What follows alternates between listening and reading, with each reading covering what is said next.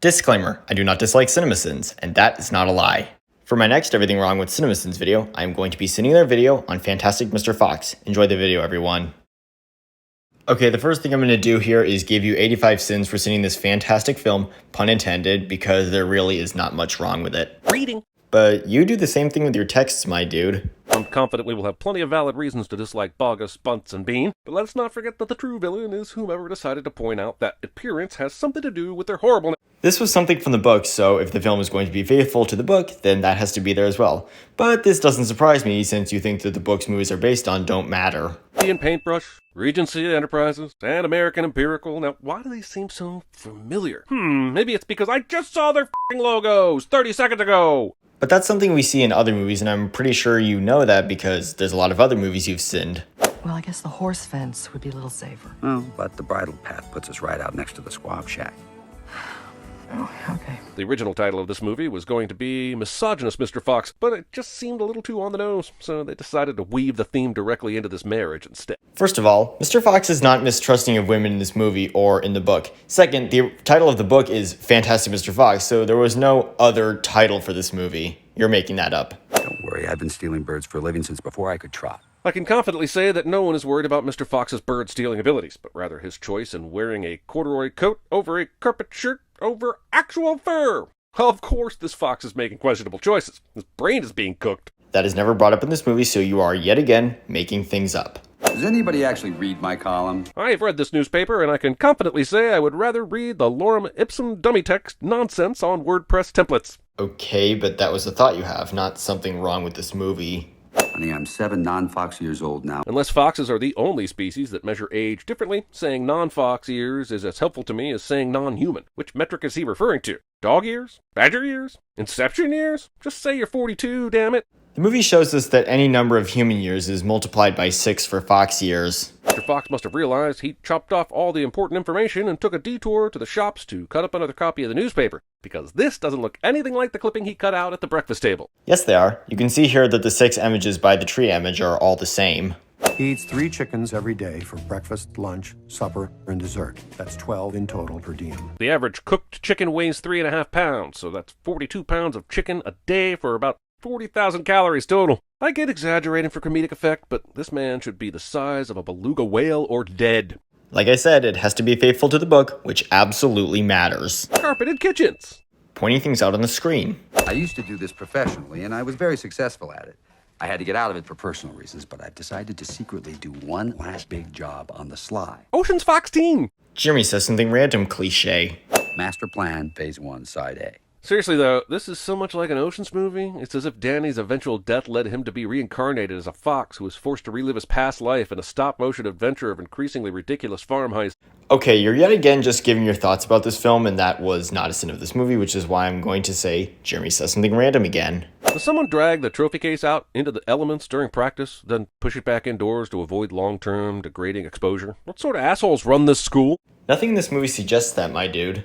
I have it on good authority that the insane display happening in this whack-bat scene was inspired by watching the absolute f***ery that is itty-bitty soccer league at the YMCA. Nope. This movie came out in November of 2009, and a month later, Camp Kirkwood became the YMCA of Southeastern North Carolina. Y'all are trespassing now.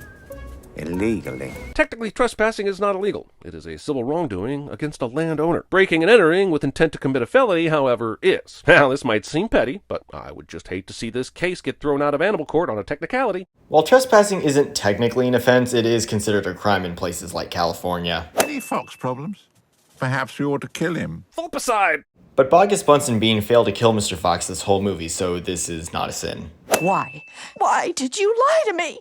Because I'm a wild animal. Animal, yes. Wild, no. They have meals at a table, listen to music on the Fox equivalent of a Walkman, and they wear fucking clothes. Even though he is anthropomorphic, he still hunts birds and kills them by biting them, which is feral. If an advanced society of woodland creatures isn't elite for them, wouldn't they also presume the caged birds they keep and kill for business are also speaking English and teaching school? Firstly, Bogus, Bunce, and Bean know that the animals speak English. Secondly, when Mr. Fox and Kylie were stealing the chickens, they were not shown speaking English. And thirdly, their farm animals are never shown teaching school. That have been in your underwear. There isn't anything in this movie that suggests that. I hit it slap in the middle. Do you get how incredible this is? Very. Unbelievably so, in fact. Almost as if a work of fiction was unfolding before my eyes.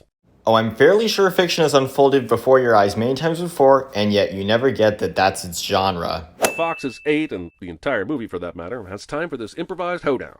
Really? Lots of people like this song, and I personally think that it's very catchy. If you thought figuring out Whack-Bat was complicated, try making sense of this sticky note organizational system we have around this trailer. The amount of painstaking work that has gone into sectioning and pinning is astounding. But what does any of it mean? Pointing things out on the screen.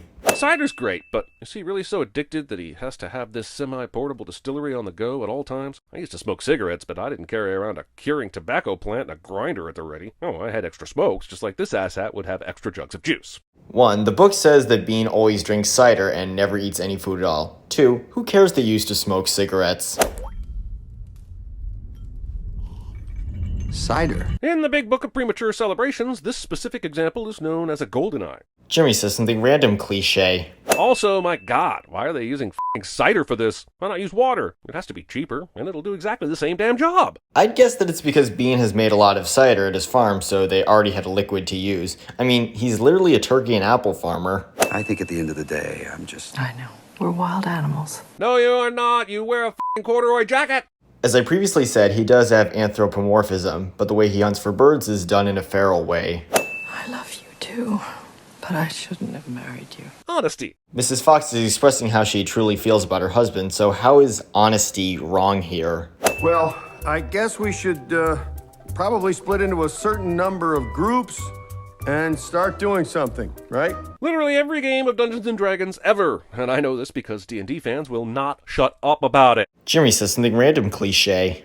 Here you are, Rat. A beaker of Bean's finest secret cider. Fulfilling a dying rat's wish for a sip of cider with sludge slime.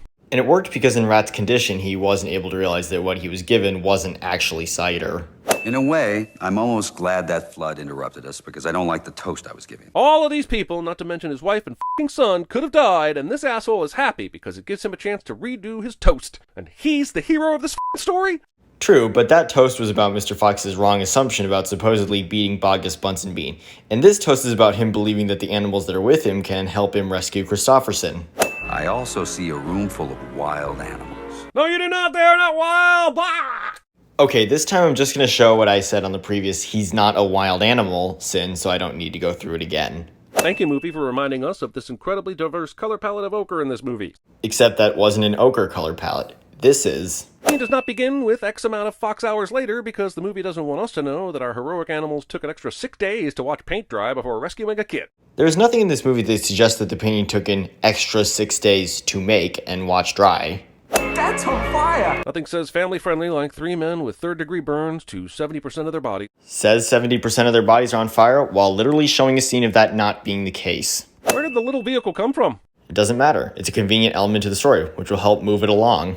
And if it's Mr. Fox's bike, why is it in the city, easily stolen or discovered by humans?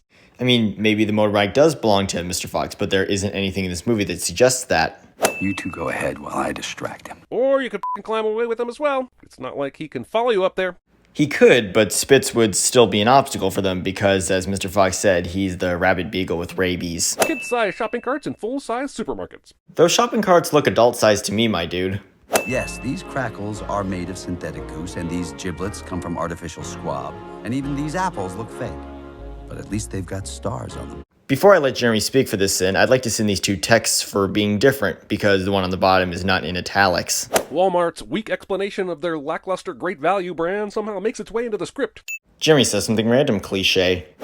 And here's the end result, everybody. This in total is 185, and the sentence will be Fox thefts. Thank you for watching, everybody, and have a nice day.